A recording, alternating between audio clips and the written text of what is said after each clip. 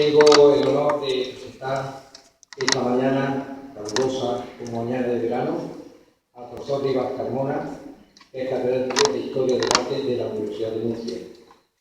Y tengo el honor de presentarlo porque ambos, de mancomun, él y yo, durante muchos días, durante muchos meses, durante años, convivimos en sana y leal amistad para una tarea que entonces se iniciaba y hoy ya tiene por lo menos una densidad bastante importante en el ámbito del barroco andaluz y del barroco friguense. Profesor Rivas Carmona nació en Tordegenil, pero es friguense de adopción, y no de derecho, sí de hecho. Y se nos ocurrió en el año 1983, hace 33 años, organizar unos cursos llamados entonces de El Barroco en Andalucía durante 30 días y 30 noches. En el año 84, ante la afluencia masiva que tuvo aquel curso del año 83, volvimos a repetir, esta vez desde el 20 de julio al 20 de agosto. Y continuamos en el año 85, 86 y 87. 5 ediciones sobre la historia y el arte del barroco y básicamente del barroco friguense. Después, don Jesús siguió su trayectoria, se había formado en Sevilla, había después hecho una actividad docente importante en la Universidad de Navarra, y declaró en Murcia, donde alcanzó la cátedra de Historia del Arte y la dirección de su departamento. Pero no quedó ahí su trayectoria docente, porque junto a ella se sumó la trayectoria investigadora, la arquitectura, la escultura, los mármoles, la orfebrería y sobre todo, últimamente, la platería. Fue director de la revista de Historia del Arte de la Universidad de Murcia y Mafronte y tantos otros méritos que adornan y cualifican a su persona. A mí me une con él una gran amistad, con él y con su esposa y con sus hijos, a los que hemos visto crecer y ocupar también su espacio en el ámbito profesional. Y por eso me siento bastante conmovido, porque pienso que los ya 33 años transcurridos son como si fueran ayer. Estamos ya un poco mayores, pero nos anima el mismo espíritu, el espíritu de servicio, el espíritu de investigación, el espíritu de desentrañar la obra que tantos y tantos artífices, arquitectos, escultores dejaron aquí en pie. El arte barroco, el arte rococó, quedó más definido. Habíamos seguido un poco la huella del profesor René Taylor y la continuamos, creo, con bastante dedicación y bastante aprovechamiento. Jesús tiene un amplio currículum universitario, pero más que su currículum universitario, tiene un amplio currículum humano. Es amigo de sus amigos, y cuando le llamé para decir que ese año me gustaría clausurar el Congreso del Mundo del Barroco y el Franciscanismo, no puso absolutamente, a pesar de la distancia, ninguna reticencia. Y aquí está para hablarnos de esta capilla sensacional, de esta capilla extraordinaria, de esta capilla que cierra muchísimos misterios, pero que hoy, estoy seguro, nos desvelará como aportación científica a este Congreso. Nada más y muchas gracias.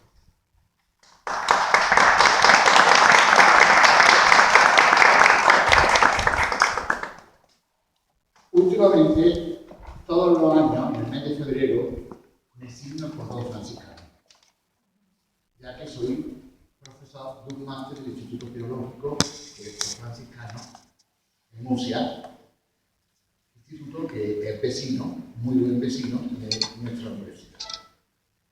Y en virtud de esa vecindad y de esa amistad, voy a ir.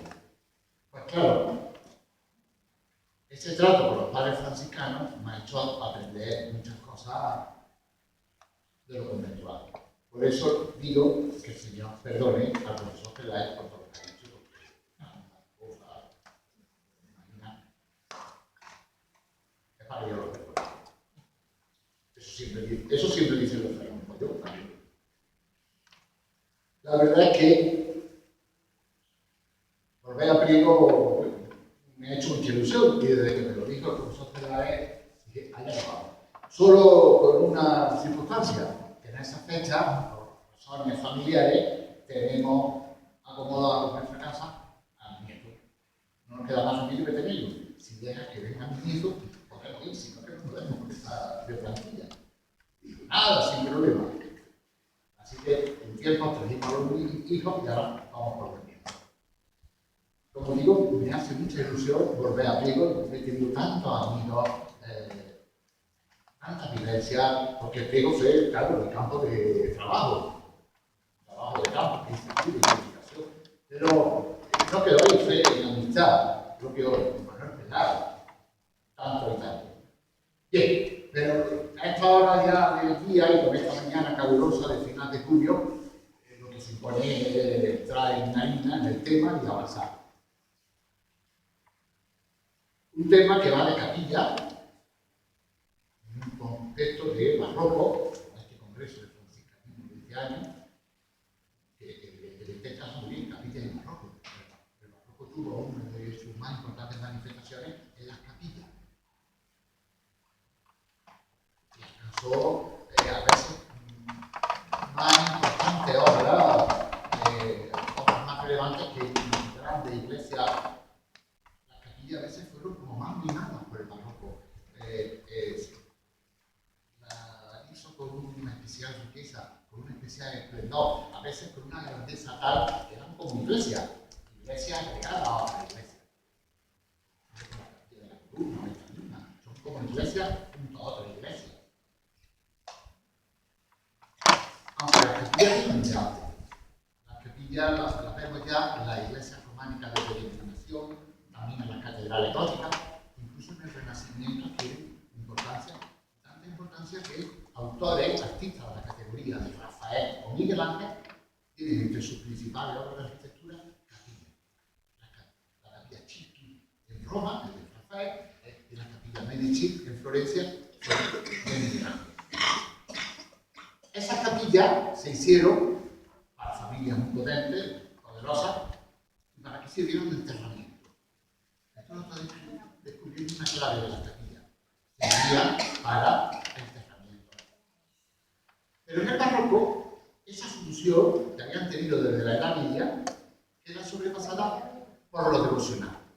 La contrarreforma, que está en las puertas del barroco, se conforma, se configura en las vísperas del barroco, le va a dar mucha importancia a lo devocional. Y las capillas barrocas van a ser fundamentales en ese sentido, porque permiten una devoción íntima, más separada del tráfico, de la multitud de la iglesia, y se fluye el devoto que contempla más tranquilamente su en este caso, una vecino. Por eso el barroco le va a dar mucha importancia a la capilla y la va a hacer espectacular. Fíjense si son importantes las capillas en el barroco, que una de las primeras grandes manifestaciones del barroco, de su arquitectura y de su arte, son las capillas papales de Sixto IV y Paulo V de Santa María Mayor de Roma. Se llaman capillas Sixtina y Paulina. Precisamente el pontificado de la cual Papa Francisco se inauguró visitando una de esas capillas y llevándole a la Virgen un ramito chiquito de flores.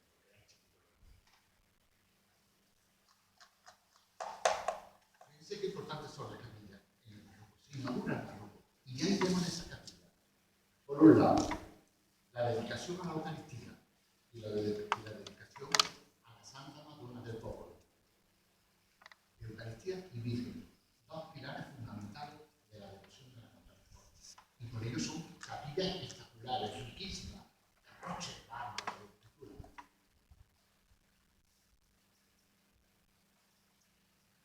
Y si seguimos viendo el panorama de las capillas barrocas, veremos como, por ejemplo, la capilla del Sagrario, del Sagrario de la Catedral de Toledo.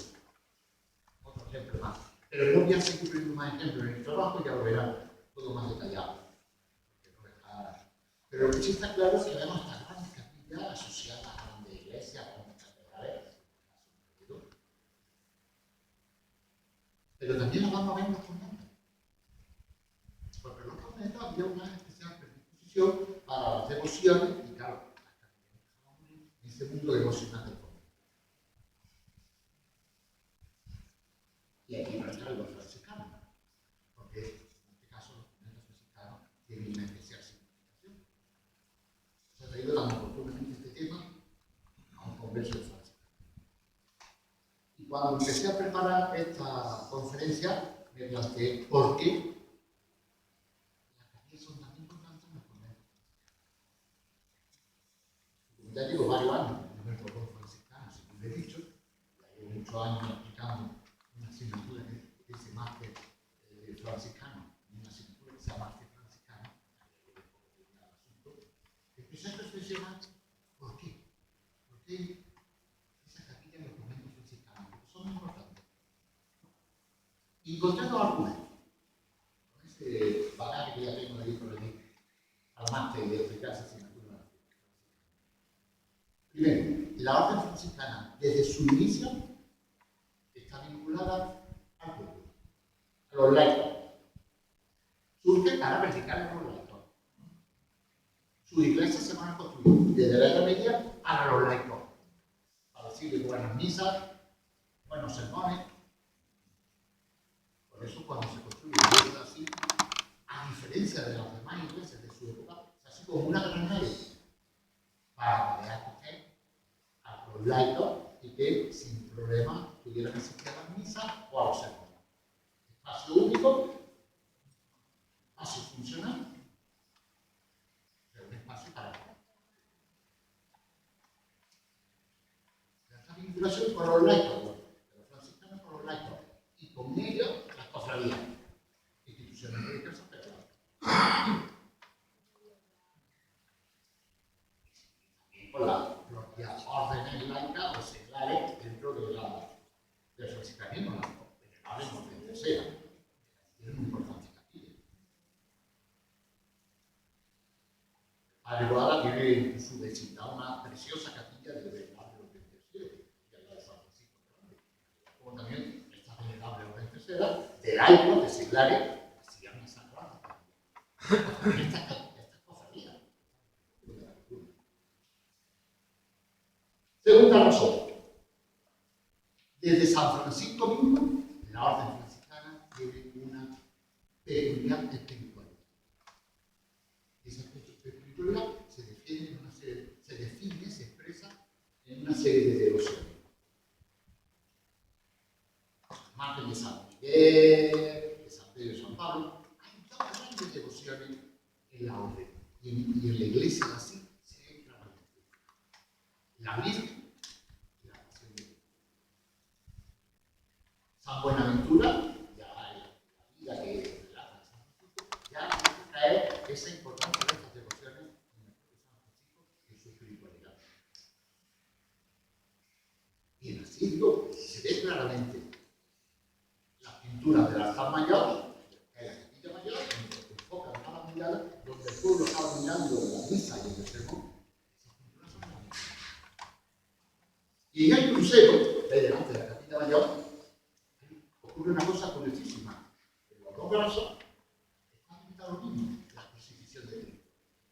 Porque ahí está el pueblo de los frailes. Y para que tanto el pueblo de un lado como el de otro siempre tenga delante a Cristo crucificado, sin murmure, de la iglesia, se reprodujo lo mismo las dos. Lo que está indicándole la importancia de estos dos temas, la Virgen y la Pasión de Cristo, en la espiritualidad franciscana. ¿Para qué vamos a decir más? Todo esto tiene un espejo magnífico, una expresión extraordinaria en esta iglesia de la antigua iglesia de San Francisco.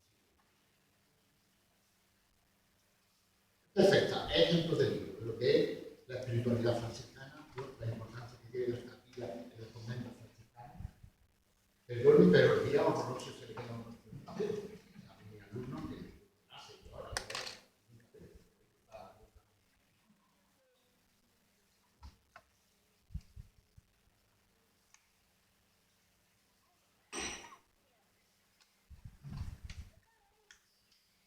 Traía, veis un poco el COVID, eso que se hace moderno, pero bueno, esto por encima de todo, que queremos probar con un plano de la iglesia y se vería como todo este está lleno de capillas. Ilustra perfectamente lo que queremos.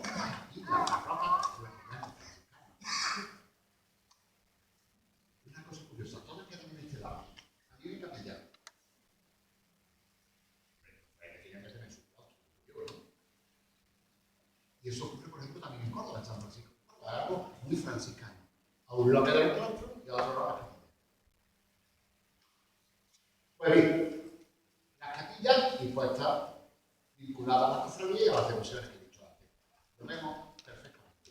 Porque ahora mismo estamos no en la capilla de Jesús, más antiguo todavía, la capilla de la Concesión. O sea, cuando se estaba construyendo la iglesia sobre 1520, muy bien ha señalado el profesor Peral, se está construyendo al lado de la capilla mayor. El padre Torres, el cronista de la orden, dice que había una inscripción en 1520. Al mismo tiempo se está construyendo la capilla de la Concesión, de la cofradía de la Concesión. Era la capilla, durante siglos fue la capilla de la Concesión. Y la Concesión ha sido clave siempre, la Inmaculada Concesión ha sido clave en esta iglesia, como es clave en la orden franciscana. Ya saben que la orden franciscana tiene como patrona la Inmaculada Concesión, un escoto, franciscano, vamos, otras órdenes se suben también, pero siempre ha sido la orden franciscana. Así tenemos esta capilla aquí, con su cofradía, desde los mismos orígenes de Colombia. Aunque con el tiempo, digamos, que progresó. En 1729, un año antes de que se edificara ya esta capilla de los Nazarenos, se hizo el camarines, la petición. Y pasó a presidir toda la iglesia.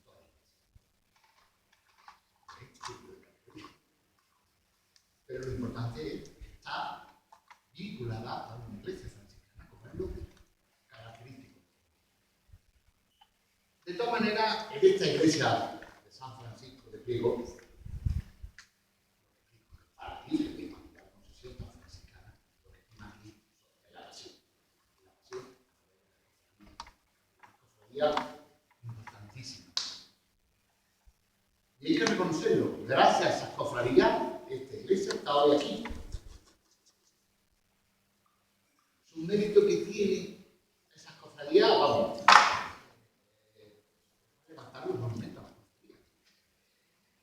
Gracias a ella, hoy hay iglesia de San Francisco y tesoro de varias cosas. Pues bien, vamos a ver estas cofradías, que tienen la columna desde el siglo XVI. Jesús Nazareno desde finales del siglo XVI se establece adquiriendo sus capillas.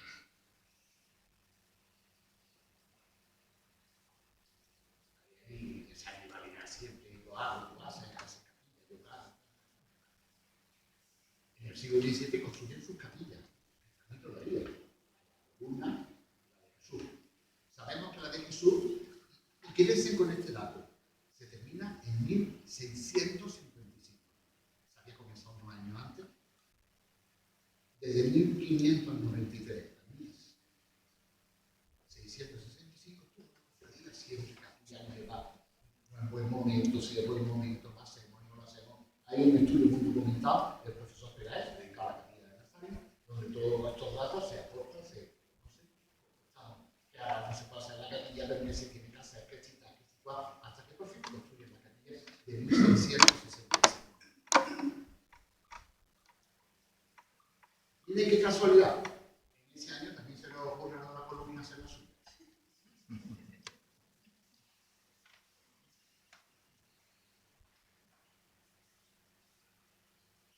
Algo aquí se lo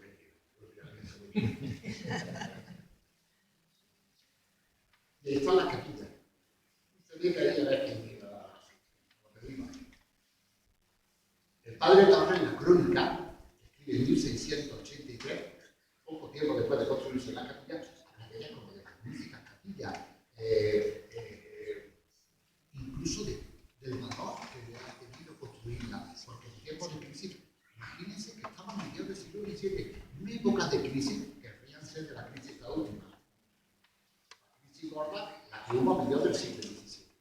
Y dice el padre Torres, ¿cómo aún en esos años tan terribles, estas cofradías, que ahora las cofradías muy importantes, han podido construir sus capillas, que son como iglesias, además magníficas, no solo en la arquitectura, sino como tienen colgaduras, terciopelos, tapices, habla de ellas como algo espléndido. Y cómo la de Jesús comunica con el coro de los monjes, y han visto que tiene un corillo que viene de ¿verdad? Pero, bueno, y la columna, que es la que menos se ha conservado de esa 17, es bella, muy bella, si no le sería claro. A mí me llama mucho la atención el que tiene una decoración característica. Quiero ponernos preparados y no mucha justicia a esa capilla, es muy importante lo que creemos. Si ven la bóveda, tiene como unas placas geométricas, como de banquetería. En buen caso, relieve, o si fuese el trabajo dentro de marquetería, de manitas, de carpintero, manitas, tableritos, formas geométricas. Bueno, pues eso son unas labores que vienen del tratado de Fray Lorenzo de San Nicolás, el arte y uso de la arquitectura, que se había publicado unos pocos años antes. Traía modelos de decoraciones geométricas como esa. Pero eso está, sin más, poniendo al día, modernizando un tipo de decoración que, si quiere ustedes, me lleva a la bóveda de la Capilla Sixtina. Aunque no tan lejos, porque la bóveda del coro de la Catedral de Córdoba o la bóveda de la iglesia de San Martín de Córdoba tiene una organización con unos cuadros en el centro, los lunetos y una forma geométrica. Todavía mucho más elegante de la Catedral de Córdoba de San Martín, pero aquí en esa versión más esquemática, más geométrica, más de la época, más del siglo XVII. Muy interesante. Esa capilla hay que hacerle más justicia porque es una capilla muy, muy importante como solución arquitectónica. Pero bueno,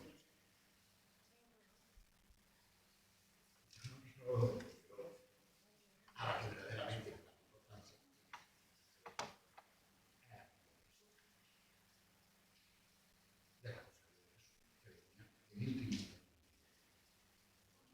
y verán que es una obra maestra. Se le ha hecho justicia. Ya hemos dicho que el profesor Peláez ha escrito un libro sobre esta capilla. El profesor René Taylor, yo le sigo al máximo. Y quiero aprovechar también esta palabra para rendir un homenaje a quien yo he considerado siempre uno de mis maestros en la historia de pero esta capilla es tanto que no nos lograremos agotar nunca. Se lo digo siempre claro. Y la prueba es que cuando yo preparaba esta conferencia, se dice algo diferente por lo que se ha hecho hasta ahora. O sea, vean que se puede. Y además me he esforzado, porque ya se ha dicho, he querido esforzarme y decir otras cosas. La otra inclusa, no me equivoco, no es cierto, en fin, me he esforzado en la otra inclusa. Pero creo que nos acorde, además de decir, esta que tiene una obra maestra. Solo se puede poner a su altura el Sagrario, de aquí, o el de Lucena, si no conoce. Son una grande obra que marcó con excepcional. Bueno, ya hemos dicho que hubo una primera capilla aquí, que se termina en 1665. ¿A ustedes no les parece raro que la cofradía de Jesús Nazareno se empeñara en construir una nueva capilla en 1730? Está puesto ahí, en esa inscripción de la puerta.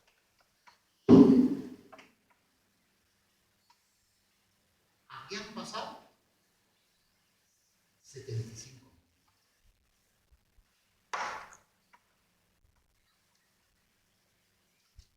Estas cosas se hacen para toda la vida. Miren la columna. A los 65 años se termina una obra. La cofradía de Jesús decide hacer una nueva capilla. Y no solo eso, sino en otro lugar.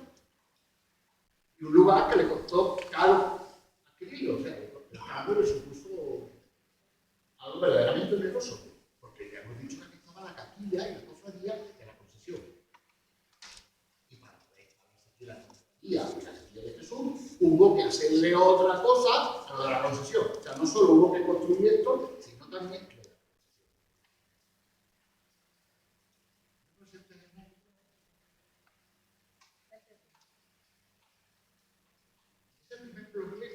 primera cuestión que se muestra en esta capilla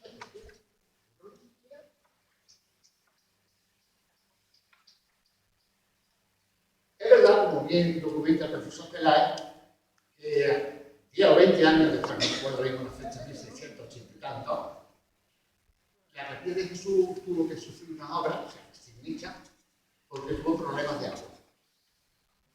Y había que verdad que viendo la entrada a la iglesia, con ese escalonamiento que viene hacia abajo, cuando venga las aguas de la lluvia, la iglesia entrará de todo, aunque también tenemos que una casa grande, una fuente que le dio. O sea, la capilla de Jesús situada en la misma entrada, debajo del coro,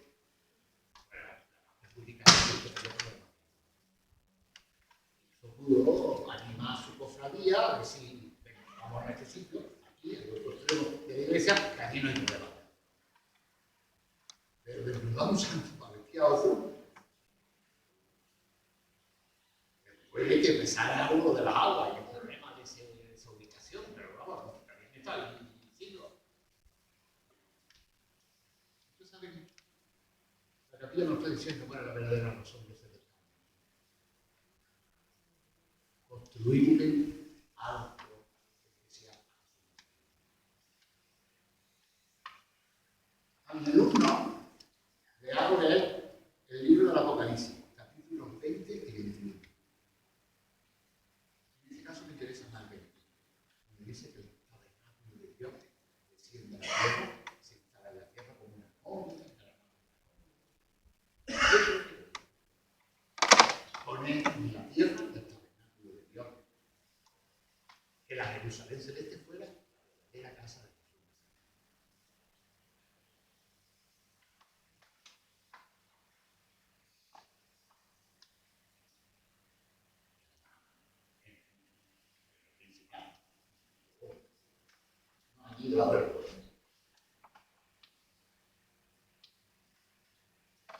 Hay una serie de anécdotas que están documentadas, nos están poniendo en marcha la obra.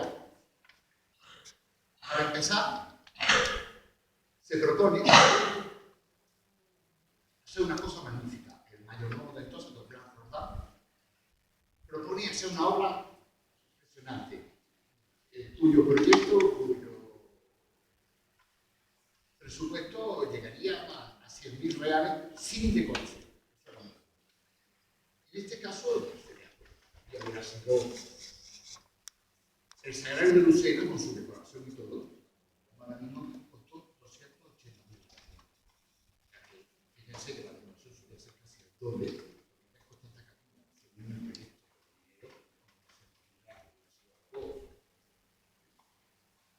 se lo puso. O por lo dinero. Porque ya sabéis que siempre están como la ventana en una de los otros. Ahí sufriendo.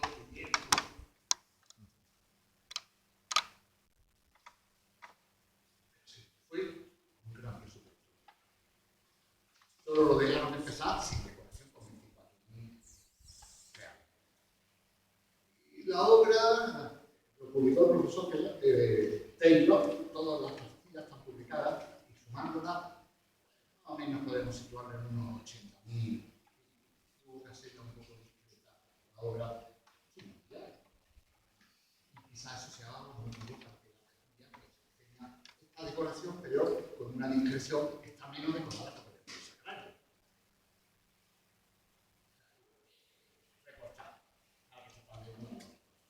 Pero lo que me importa es cómo desde un principio el mayordomo dijo, aquí vamos a lo grande. Pero fueron después de todo lo grande, porque pocos años después de estar la capilla en marcha, ahora en marcha, por disposiciones de la Abadía de Alcalá Real, del gobernador de la Abadía de Alcalá Real, se ordena que destruyan la parte alta de la capilla que iba, vamos, que eso para la capilla era catedral. Diga la autoridad eclesiástica que se destruya parte, que se haga menos pretenciosa la capilla. La cofradía presenta pleito para que no sabemos el fin de las cosas, pero son datos que nos están indicando cómo la cofradía de un principio y sus derivantes, buscaron algo especial. Y la capilla de los Salesianos se hace una capilla especial porque la capilla es curiosa la historia del Nazareno y cómo va evolucionando desde el siglo XVII y en el XVIII. Una historia que en realidad no es única. Yo he tenido que estudiar porque el Nazareno de Politécnica en mi pueblo, he dejado algunos estudios y mi padre era son las historias paralelas. Todo un siglo XVII de crecimiento. Y ese siglo XVII de crecimiento con continuas adquisiciones, dos obras, por ejemplo, de estrategia, y todo que culmina en el XVIII.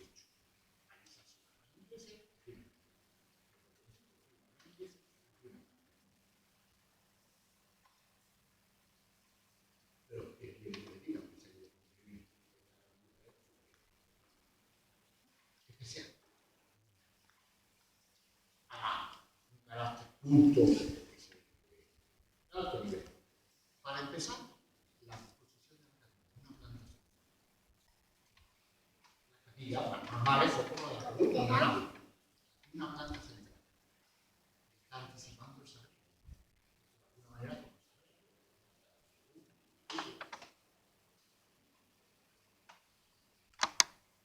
y desde siempre la plaza central he tenido como un carácter especial, particularmente sagrado. Cuando yo le explico estas cosas a mis alumnos, le digo, cuando veis una planta central, decía, aquí pasa algo. Esto no es normal.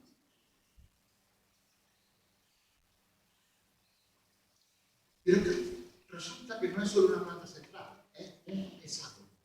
Tiene 6 lados.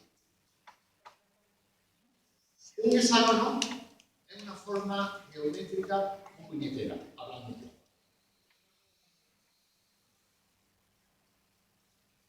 Lo estamos viendo. El eje mayor o va por los ejes, se corresponde por los lados. El otro eje perpendicular se corresponde por los lados. No hay simetría. Un cuadrado tiene lado al lado. Un octógono tiene lado al lado. ¿Entiendes o no? Los ejes de la cruz. De ahí que no se utilice mucho el hexágono. Perfecto. Podemos ver que se sabía bien en las capillas interiores del sagrario del Pablo. Que ha resultado. Y las obras del Paula se hacen ahí en la catedral.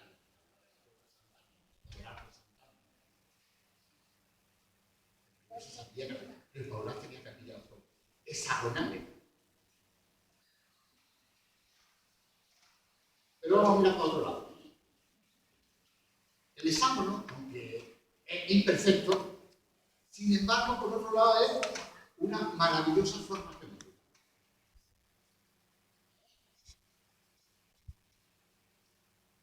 Alberti, que es uno de los grandes tratatistas, de los grandes maestros del Renacimiento, en su tratado de Re de Católica, incluye como una de las plantas, de las formas geométricas que puede incluirse o que puede inspirar los templos, el hexágono. Y Ferro, un siglo después, incluye el hexágono como modelo de geometría. O sea que la tratatística, la cultura arquitectónica, la élite de la cultura y del arte, incluye el hexágono como una forma culta, ideal para ser templo y para las plantas centrales. Tenía una virtud geométrica y por tanto estética y por tanto de perfección. El hexágono es una forma geométrica en el que el lado equivale al radio del círculo en que se escribe el hexágono. Todos los polígonos se escriben en un círculo. Y el hexágono tiene variedad y cuadrado. El lado con el radio del círculo, del supuesto círculo en el que se escribe. Dicho en otras palabras, el lado del hexágono es la mitad del diámetro del círculo. Así que se fije el 1. ¿Y saben ustedes lo que es el 1,2? La proporción dupla. Una proporción está fundamentada por la armonía musical hospitalaria. Uno, dos. Y desde Pitágoras, los pitagóricos antes y todo eso, pues esas relaciones numéricas que según ellos inspiraban el universo, la creación cósmica era perfecta, pues estaba sujeta a estos números, a estas relaciones numéricas, que descubríamos a través de la música, hay esas consonancias de octava, de quinta. Pero luego los arquitectos al final se cogieron esa idea y la llevaron. Así que esta iglesia de entrada nos resulta maravillosa, esta capilla, porque está construida perfectamente en geometría y números, en matemática, perfecta matemática. Esta idea de espacio, ni grande ni chico, siendo más bien chica, bien chica. Por la perfección del mundo, por la perfección del hexágono. Pero miren, si digamos el hexágono no es solo por sus, digamos, ventajas estéticas, por sus perfecciones. Sí, por sus perfecciones, pero por sus perfecciones religiosas.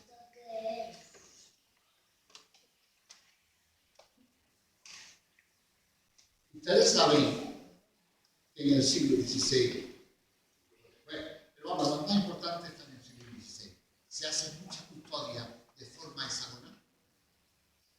Incluso se lo indica cuando hace la gran tratamiento de la caballería y de la orfebrería. Dice que se construye la custodia con círculo y con hexágono, como yo he hecho mi custodia de la catedral.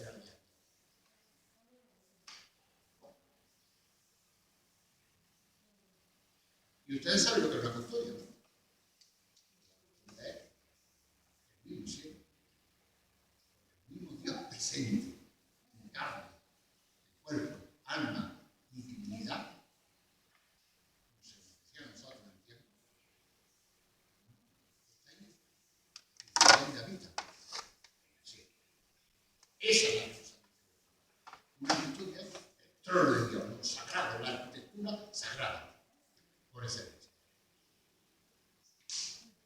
Y si una custodia es hexagonal, ya saben ustedes de dónde viene la solución de la arquitectura sagrada, del trono de Dios. Y miren por dónde nuestro buen párroco, don Ángel, custodia de su tesoro, una custodia, la solución es hexagonal. ¿Es verdad o no?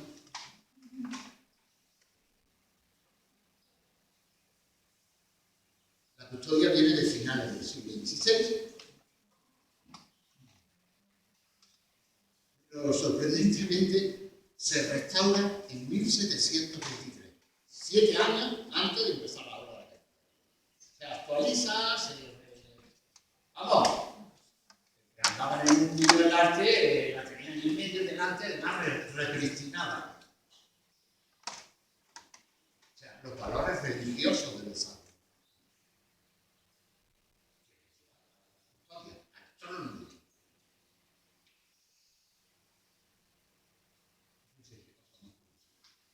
No quiero decir que sea verdad, yo estoy comprobando coincidencias, comprobando cosas, intentando justificar lo que aquí se dice el hexágono, que es tan raro, que aquí no es normal.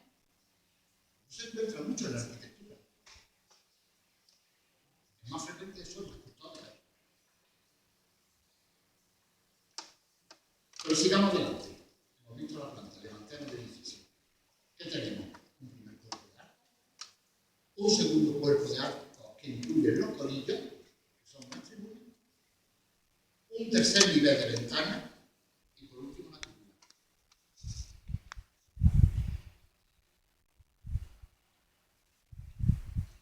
A finales del siglo XVI, principios del siglo XVII, estábamos en la Contrarreforma, época de tensiones, se tuvo gran empeño en traer a Occidente los santos lugares. Y hubo varias publicaciones sobre el Santo Sepulcro y cosas de Jerusalén. Incluso se acompañaron de perfectos dibujos. Hay un grabado muy conocido de Giancarlo, del siglo XIX, que reproduce el Santo Sepulcro en corte, en sesión.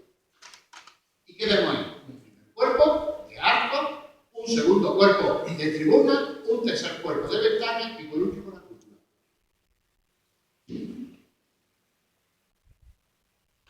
Ya veis que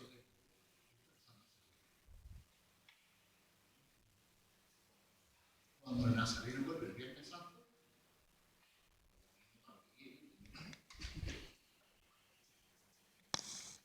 baja del Calvario, la parte del Santo Sepulcro es el monumento que dejó expresa el triunfo de Dios, el triunfo de Cristo, la grandeza divina, la grandeza del Nazareno, en este caso. Y no se olviden que estamos en un convento franciscano, en un convento de unos frailes que son los custodios de Tierra Santa. Todas esas cosas del Santo Sepulcro, a veces se ponen aquí la cruz del Santo Sepulcro en el pecho. ¿Le extrañaría eso? Es verdad que los corillos servirían por gente en la fiesta. Yo creo que sobre todo que tenían músicos y cantores. Además, siempre leí en los documentos, que sabe el profesor Pelar, que si los músicos, que si los hacemos de la misma baja, no pagan, no. Músicos, cantores, dando las misas, cantadas, instrumentos, violines y tal, misas. No, remitiendo al Santo Sepulcro. Y también nos lleva a otros monumentos que empalizan con el Santo Sepulcro, como las rotondas, como la capilla mayor de la Catedral de Granada. Incluso hay unas cosas curiosísimas que se ve que están copiadas de la Catedral de Granada. Una de ellas. ¿Veis los corintios? Van entre los pilares y sobre unos arcos. Si van a la catedral, a la rotonda de la catedral, sobre los arcos que comunican todas las girones, están las tribunas entre las columnas. Ella pudo venir de la Catedral de Granada. Lo mismo que la triple ventana. El arco triunfal comunica a Granada con la rotonda, a los lados, tiene grupos de ventanas y son 3 arcos y la ventana. ¿Bueno? Son detalles que tienen una Catedral de Granada, que no tiene nada de particular. Gustavo Izquierdo, que ese era maestro mayor de la Catedral de Granada. Su colaborador, de la capilla, Jerónimo Sánchez de Granada.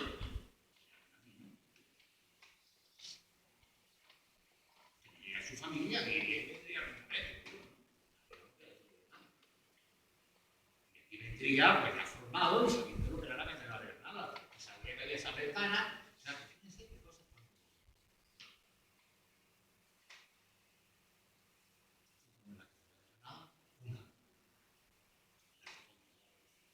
y la cúpula es, ya está, ya se ve.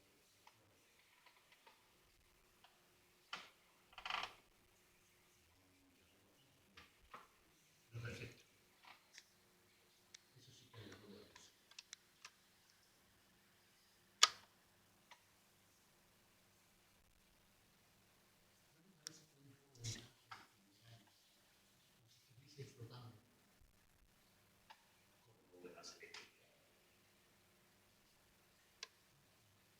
Ello contribuye que se organiza una típica cúpula de Pedro. Gustavo y sus discípulos utilizaron este tipo de cúpula como una estrella, una magnífica estrella, la idea de estrella.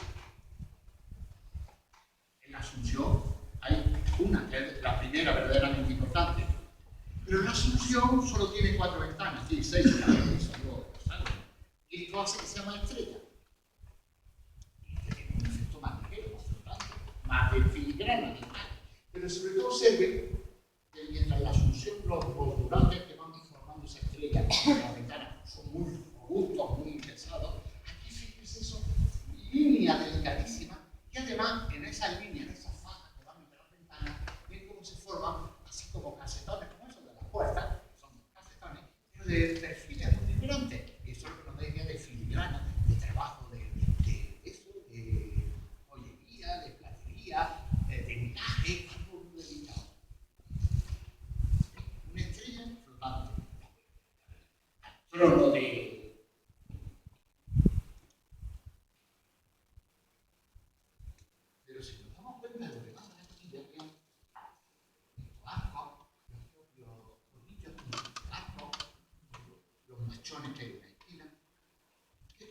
como muy pesado, muy sólido. Mientras que aquella es pura filigrana, chones, arcos, entre cortinas, juntos, ¿lo ven? Un contraste en la capilla un poco raro.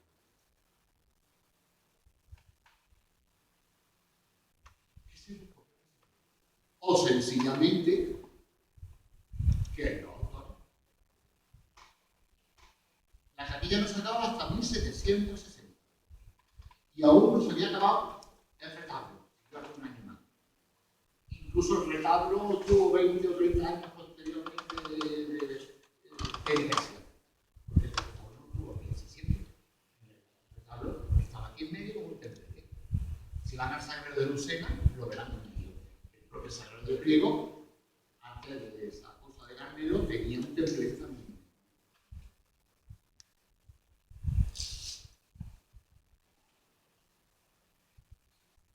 Los frente. Y miren, con 4 sagrarios. En Lucena igual, que aquí tienen las puertas y en medio el Nazareno. Como en el Santo Sepulcro de Jerusalén, la edícula de la tumba de Cristo en medio, bajo la cúpula.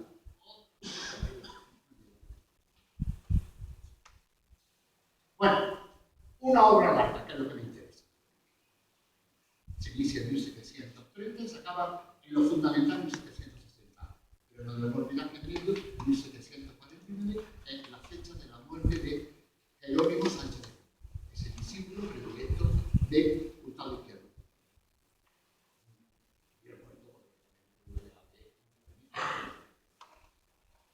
Por lo que sabemos, y por ejemplo, por lo que vemos en la Iglesia de la Asunción, que es una reforma suya, era decorador, un gusto por el ornato, pero era un constructor, arquitecto, como ocurría con Hurtado, su maestro.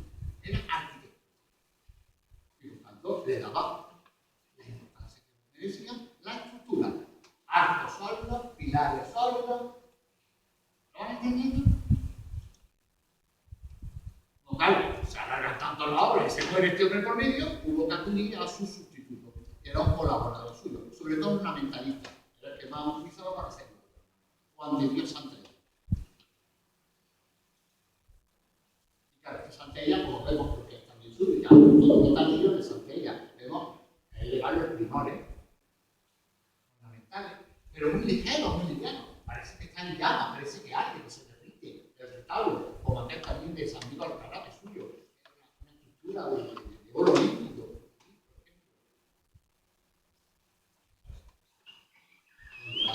Esto encaje.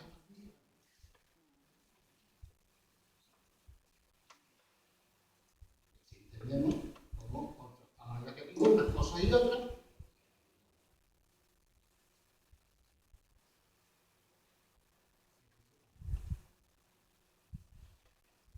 Pero en fin, cada uno tenía sus propias circunstancias. Uno era más arquitecto y otro más decorador. Y fue perfecta también, ya lo decía el pobre Meteiro, que más descanse, que tuviera todo de aquí. Quedó perfecto. Él se imagina que hubieran podido tener más de aquí, que lo hubieran echado de todo el sofá, lo hubieran pillado. Es delicadísimo. Es una joya de arte. Pero no joya por los medios, lo delicado. En fin, está la capilla de Nazareno, aunque como él, no solo del Nazareno y la Cristo, que procura ampliar todo el mundo devocional de la orden franciscana, y he puesto esta iglesia como ejemplo de esa espiritualidad franciscana. Ahora quiero que miren para atrás. San Miguel Alcalá, San Francisco, San Antonio, la orden, rindiéndole honores a sus propios santos. Así que en Priego tenemos los 3 grandes hechos de las devociones franciscanas: la Virgen, la Pasión de Cristo, el Cristo de la columna, Jesús santo.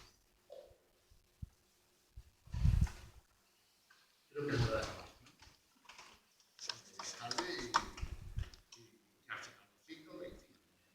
Espero que les haya interesado y si alguien quiere hacer alguna pregunta. síntesis, eso es la conferencia, un pretexto que pero ahora al principio amplía más los detalles y lo comenta más.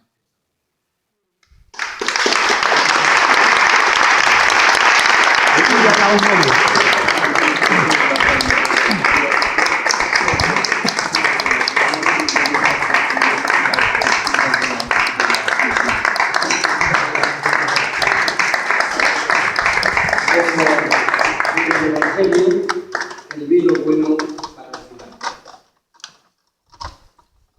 Has hecho una conferencia magnífica, ejemplar, descubridora. Has hecho la cuadratura del círculo, porque nos has hecho elevarnos desde el suelo hasta el cielo para descubrir y desentrañar los misterios de esta santa capilla. Ahora entiendo por qué hay muchos que no nos quieren o que no nos quieren comparar. Y no nos quieren comparar porque esta capilla es incomparable. Y aquí está la muestra para el disfrute de todos los plieguenses, de todos los turistas de todos los continentes que se acercan a Priego, se acercan a esta capilla y se acercan al Nazareno, a Jesús sacramentado bajo la forma nazarena. Yo quiero terminar con palabras de gratitud hacia el hermano mayor, porque nos ofreció este espacio siempre y cuando observamos las reglas propias de los permisos reglamentarios de don José, el capellán, de don Ángel, nuestro párroco y conciliario, y de todos los prieguenses que saben aprender bien que este riego es un tesoro barroco, que hay que mantener, que hay que defender y que hay que difundir. Muchas gracias, Jesús, por esta magnífica conferencia.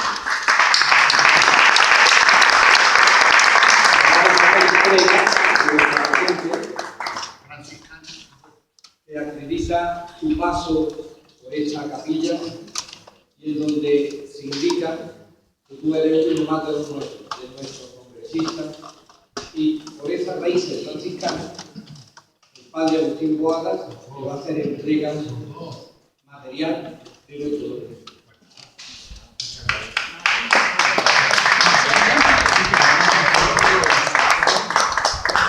También queremos hacer entrega al hermano mayor de este otro documento, que voy a hacer el mismo, para que, con el ruego de su acercamiento, sepa que es el responsable de esta custodia, que es el arte hecho Dios.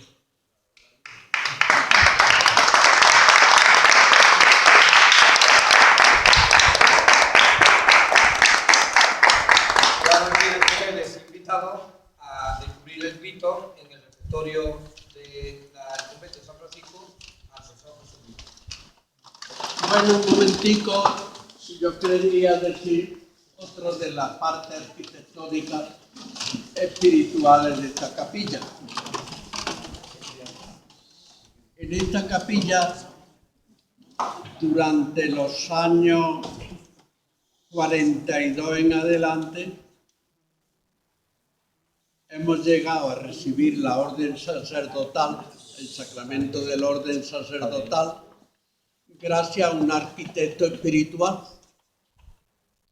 un hombre sumamente sencillo, procedente de unos padres hortelanos, que descubre su vocación, se ordena de sacerdote y su preocupación fue los niños, porque atendernos a los mayores que pronto entregamos la cuchara hubiera perdido el tiempo, pero trabajando con los niños, esos niños iban a fructificar.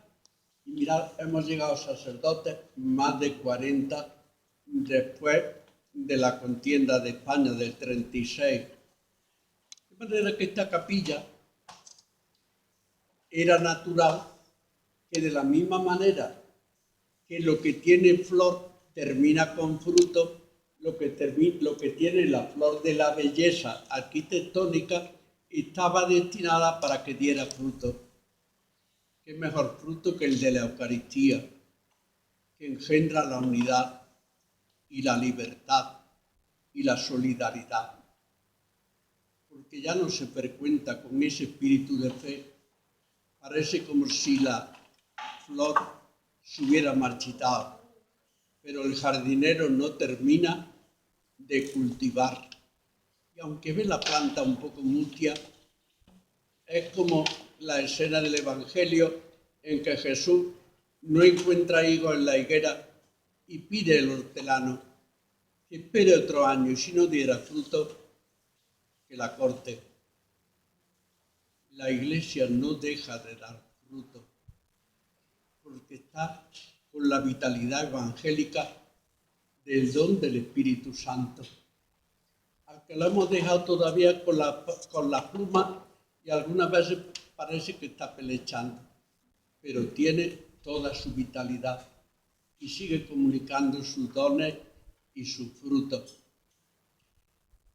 Y Dios siempre se vale de lo pequeño para poder entender que dones tan grandes vienen en vasijas de barro. Mirad, yo he tenido la suerte, lo he dicho muchas veces, que difícilmente se podrá repetir estar 42 años en esta capilla, custodiando esta capilla. Y me duele que no tenga calor, que tenga frialdad. Pero siempre después de la nieve viene el agua y el agua es vivificadora. Eso es esta capilla. Bueno.